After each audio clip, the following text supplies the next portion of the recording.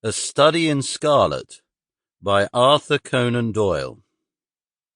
Narrated by Peter Silverleaf. A Study in Scarlet, Part 1. Being a reprint from the reminiscences of John H. Watson, M.D., late of the Army Medical Department. Chapter 1. Mr. Sherlock Holmes. In the year 1878, I took my degree of Doctor of Medicine of the University of London, and proceeded to Netley to go through the course prescribed for surgeons in the army.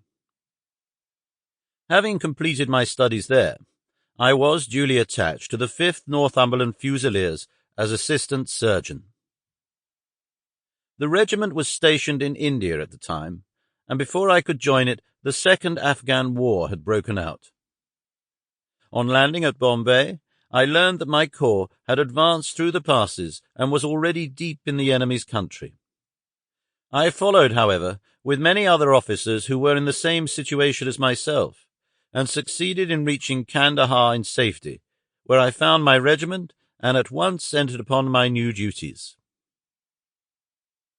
The campaign brought honours and promotion to many, but for me it had nothing but misfortune and disaster. I was removed from my brigade and attached to the Berkshires, with whom I served at the fatal battle of Maiwand. There I was struck on the shoulder by a Jezile bullet, which shattered the bone and grazed the subclavian artery. I should have fallen into the hands of the murderous Ghazis had it not been for the devotion and courage shown by Murray, my orderly, who threw me across a pack-horse and succeeded in bringing me safely to the British lines. Worn with pain and weak from the prolonged hardships which I had undergone, I was removed, with a great train of wounded sufferers, to the base hospital at Peshawar. Here I rallied, and had already improved so far as to be able to walk about the wards, and even to bask a little upon the veranda, when I was struck down by enteric fever, that curse of our Indian possessions. For months my life was despaired of, and when at last I came to myself and became convalescent, I was so weak and emaciated that a medical board determined that not a day should be lost in sending me back to England.